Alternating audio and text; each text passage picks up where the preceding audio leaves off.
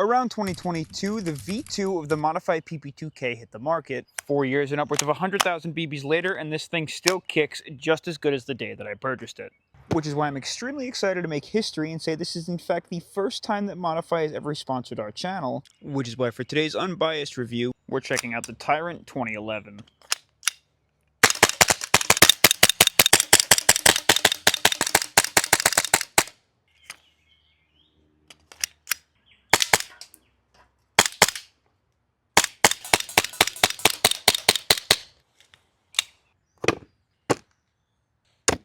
Besides its extremely unique profile, the Tyrant 2011 has an externally unique system, and I can't wait to dive into these things with you because I think this is going to be one of the most unique straight-out-of-the-box Hi Capas that you can lay your eyes on. Now, before we specify those things specifically and take a look at every single thing that makes it unique, I want to mention that Modify did something very special to this Tyrant 2011. They didn't tell me they were going to etch a custom serial number onto my Tyrant 2011 that is specific to our channel, which during the unboxing and first look video that we did before we did this review, I was absolutely geeking out because that is just so cool.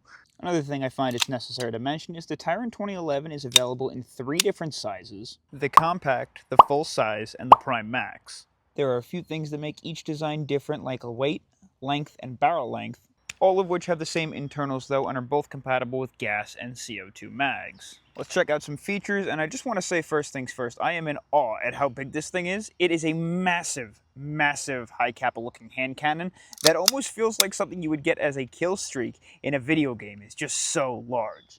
You can attribute this Skullcracker's massive amount of recoil to its gargantuan aluminum slide that sports grip panels for the front and back for easy racking, mock ports for fake gas expulsion, and a beautifully cut out logo on the side that yells Tyrant.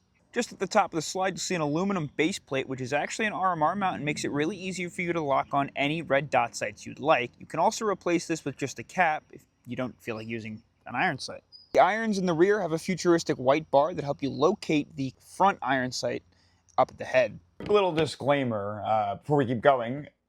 The entire video, I had the compensator on backwards. At some point in time, I took this off. I took it down, disassembled it so I could learn the internals before we filmed this video. So the entire video, the compensator's on backwards. It doesn't affect function at all, just visuals. Yeah. Attached to that, though, is the huge compensator on this model, and this actually comes in different sizes on every single model of this platform that you'd pick up, and a huge space of rail on the base, but I think only the rear portion is accessible. That entire frame is also aluminum, but coated in a matte finish, as well as your slide lock and both of your safety levers, which are ambidextrous, with a plastic palm safety and beaver tail, and a lower grip. The trigger is super cool. It's got all these geometric cutouts in it, plus some paneling in the front for extra grip. And if we test it out, you can see that it's a little mushy, but the reset is firm and small, so follow-up shots should be pretty comfortable. It's a 2011 trigger. I will say the grip on the sides is some of the most comfortable that I've ever held. Just the patterning on it. It feels like I'm gripping a skateboard deck sandpaper. I really like that design. Before we do any testing, we have to set the hop up, and you may be worried you have to take the entire slide down like you would with any other 1911, or need an extra tool so you can adjust its TDC, but there's nothing there, and that's not the case. Now you see, I'm not a fan of needing a tool to adjust a hop up until the hop-up tool is connected into the replica itself, so it's not going to get lost. I don't know if you could see the teeth on the inside of that takedown pin hole, but there's also some grooves on the outside of that takedown pin. You could see it's labeled clockwise for more hop, counterclockwise for less. If we take that tool, insert it into the hop-up chamber, we can slowly twist it one way or the other to adjust our hop on the go. Put the tool away, line up these 2 holes, drop the pin in all the way, and we should be set and ready to fire. Another extremely cool thing I found adjustable about the Tyrant 2011 is the nozzle's output pressure, so you can adjust how well it functions in things like colder weather or adjust its output power in total. And you have to disassemble the entire thing. We're not going to do that yet. First, I just want to see how it functions straight out of the box. For the remainder of this video, it's 0.3 gram BBs, brand new container of Coleman propane with a Jaeger precision adapter, and 80 degrees Fahrenheit. The mag is a fully aluminum design with a smaller base plate than standard Hi Capas, plastic feed lips that are actually quite large, and I'm excited because that means it's going to be pretty sturdy, your gas valve in the back, and your release valve. I did find it loads relatively okay with a T238 speed loader, but it does start to get jammed after it runs a few rounds. So just pulling the follower back is really nice and easy. That'll increase the likelihood that those mags feed. And it stacks perfectly every single time. What's really cool about the follower too is it's got 2 locations for you to grab it and pull it down with a fingernail in case one ever breaks. While a 7 to 10 second gas fill with propane is all you should ever need, I'm going to max this thing out and see how many shots we can get out of a single mag fill. Let's start with the slide lock back, and I just want to say that is one of the smoothest slides I think I've ever felt on any sidearm. And this locks back no problem. The extended paddle up here is really nice to release. It doesn't feel like it's going to get in the way at all, but it's just super comfortable. Because I know sometimes like the 2011 and 1911 grips are so large, it's hard to get to. That's not hard to get to at all. The mag will go in. That drops forward with no problem. Interesting. All right, and I guess we'll toss a couple rounds downrange. Here we go in 3, 2, 1. Dang, that thing has a lot of kick. There's a lot of weight in that slide. The trigger is really nice actually too. It doesn't feel so great when you're just like messing around with it. It feels like a 1911 trigger, but it feels so much more comfortable when you're just behind it and firing off shots rather than just testing out the trigger. I love the recoil on that. We did lock back successfully, which is huge to see. Mag comes out. Also, there's very little movement in that mag. There's none up and down. A little side to side, you can see that. And there's a good bit front to back, but up and down, your gas router seal to nozzle seal should be pretty solid. Let's fill it again. Fully filled mag of BBs. This is the same propane fill. Slide didn't drop forward that time, which is nice to see. There we go. Second mag. Just as much recoil as before. We'll go for the further target.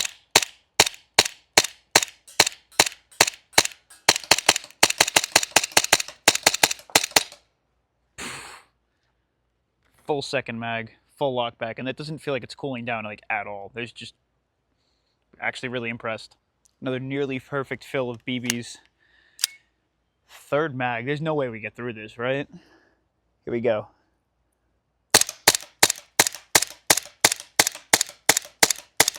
It still feels just as powerful as before. Oh, now we're slowing down a little bit. Kick's a little bit weaker, but those BBs are still flying.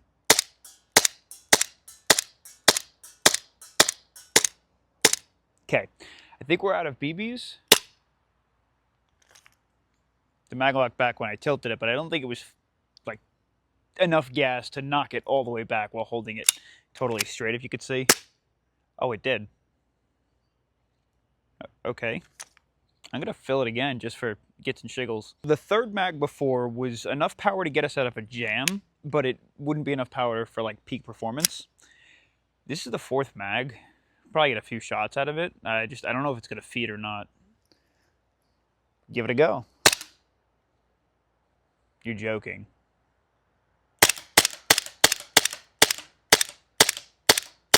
No way.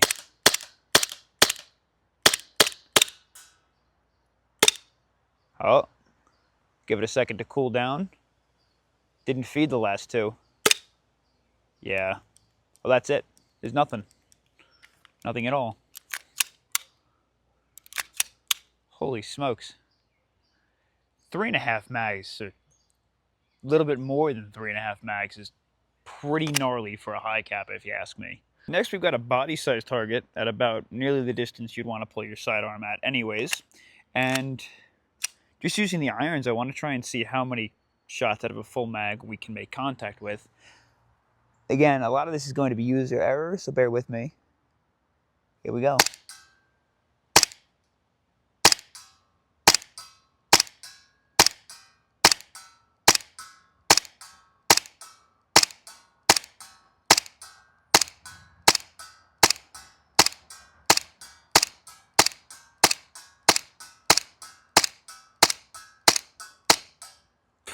Every single one. Every single one made contact. No problems.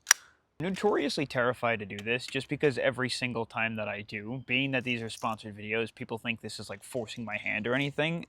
but I'm going to say the gas efficiency on here, I just have to be honest, and the accuracy are phenomenal for a sidearm. I know Hi Capas tend to be pretty good out of the box, but just, it really doesn't get much better than 3.5 full mags of BBs on a single gas fill. And then, besides the first shot, every single shot making contact at almost like 80 feet in distance, that's just good. Before we just play around with the ergonomics and test the power, I do want to say I did notice the 38 Super on the top, which is really cool. And then there's just a little bit of like play in the slide, but it's a sidearm. I don't really mind that, but you can definitely hear it if you shake it around. Okay, it's chrono time, and I have a setup for 0.3 gram BBs and a brand new filled mag with BBs and some propane, and we'll see what kind of power output we're getting out of this bad boy and what kind of consistency we're working with.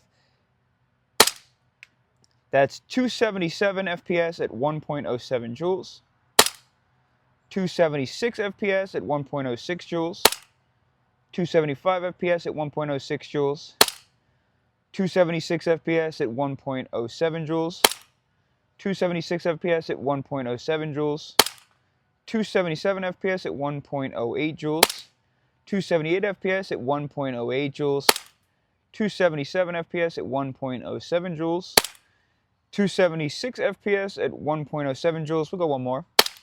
And that's 275 FPS at 1.06 joules. And if you look at our numbers here, the consistency out of a GBB sidearm is like 2 to 3 points in FPS change, and our joules were like almost spot on the entire time with like a fraction of a number. They were like within the 0.1 scale difference, which is absolutely nuts. So I think it could be fun to run a few drills, but it'd be really cool if I had more than one mag. Oh wait, I do, because Modify hooks me up with not one, but 2 mags.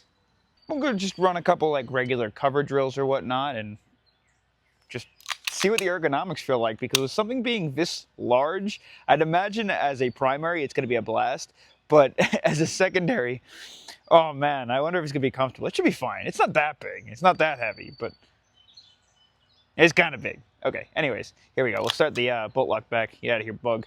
Here we go in 3, 2, 1.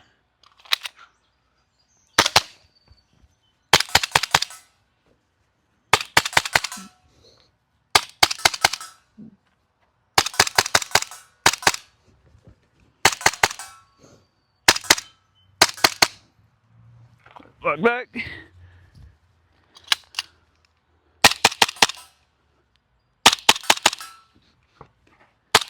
Now I got caught on the rope because of how big it is.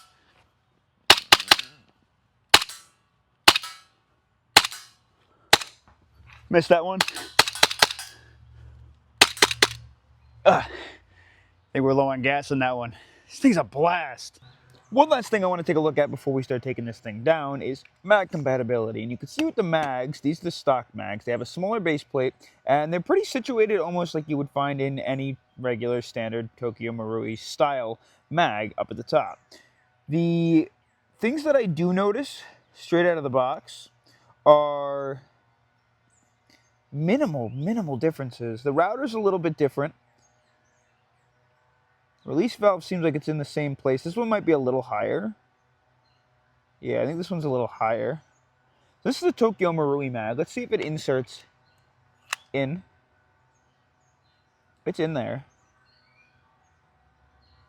That guy doesn't seem to sit all the way flush. It doesn't. It almost seems like it doesn't latch all the way down. If you could see with the stock mag, that latches all the way down. I mean,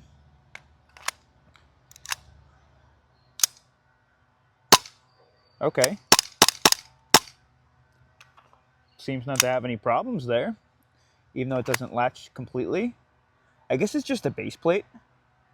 I wonder if you were to pop the base plate off of this one, if those are interchangeable at all. Let's find out. Pop the base plate off this guy. Because if so, you could probably just pick up a bunch of the base plates from Modify. Wonder if that makes a difference. So those are compatible. And this is the TM mag now. That sits in place just fine. I almost feel like that's even better. So yeah, if you have TM mags and you want to get those to sit any better, you could just pick up the base plates from Modify if they have them available. And I know Modify is usually pretty good with aftermarket parts, so that's cool. Throw that back on. And we'll just make sure that pumps all the way through. And we'll close this one up as well. If I can get that all the way on. And boom. All right, and let's see. This is the WE drum mag. Again, same router. Very similar. The valve is a little bit of a smaller point, so I wonder if that's going to be a problem at all. There are BBs in this. That seems to lock in a little bit better. A little stiff. We'll just give it a fire. BBs are coming out. Wow, okay. So full mag compatibility with the WE style of drum mag, and I would assume WE mags, and also the Tokyo Marui. So I would imagine that also means the novice ones would work as well. So that's even cooler if you already have Hi Capa mags lying around. But I actually kind of like the way these base plates look. I don't know if I've always liked the base plates of the fat Hi Capas. I think I like this a little better, if I'm being totally honest. Just looks like an extended mag, a medium mag, if that makes sense. You know, and I almost forgot about the threaded barrel adapter included in the box in case you need to throw on any tracer units, muzzle devices, you name it, it's available to you. As for general construction, you got a polymer grip, aluminum frame, slide and compensator, aluminum rear sights, and then of course both of your safety levers and your stop on empty are also aluminum. To start, we're going to attack both screws at the base of the compensator. The compensator will then slide off the front. And you can see to reduce wobble, there's a small rubber pad attached to the base of the compensator to help keep it stable. Follow it up like a regular Hi Capa takedown. Safety off. Slide it back. You got to line up that little arch. Push out the pin from the opposing side. And the slide should pop off and forward, and then it splits your upper and lower in half. Before we go into the upper, we'll just take a quick look at the lower, because this is as far as I'm going to take it down. You can see you have aluminum guide rails. All of your fire control parts are steel. Your hammer is steel. Piece apart the upper, we're going to take the plunger. We're going to pull that guy back. Sometimes it's a little hard to get like a fingernail in there. And then we're also going to grab the spring and guide rod, and you're going to have to compress them together. Pull them off to the one side. And be careful, those are under spring tension now. You have the little plunger, your spring and guide rod. This guy is steel. Steel spring. And aluminum guide rod. Why did I think that was going to be steel? And of course you got this little rubber stabilizer on the back end. To get your hot components out, just push it on forward.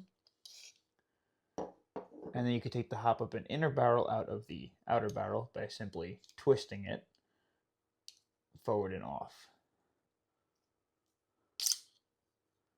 There's your hop up, your inner barrel, and your bucking, and just the outer barrel. This guy is not steel, and neither is the hop up unit. Let's take out the blowback housing and the nozzle now. First, what we have to do is remove this screw. Now we have to remove the rear sight block, and we're going to punch out the pin right here. And to do that, there's a grub screw directly in the center of the sight that you'll just start to unscrew first, and that will release that pin. And if we pop that out, and then pull this guy off the back, you could see the next screw we have to attack here. Bro, what? We knew you'd look here. How does it say it on every single one of these? Or did they just do that to mine? Stupid. We knew you'd look here. Huh. Let's take out that screw. That screw removed. The entire blowback housing should pop out the base. Just like that. aluminum housing with a matte finish and pretty even wear. And you can see their advanced nozzle stabilization system. They have these two protrusion points that the nozzle rides on to help keep it stable so it doesn't move back and forth. And of course, this guy is spring loaded. And to take this out, first what we're going to do is attack the grub screw on the left and the right side. With those out, we should be able to pull the nozzle on forward now, and you can see the dual recoil system they have designed with two springs that attach to the sides of those little guide plates. It's just such an evenly sprung nozzle as opposed to just a single attachment point in the back.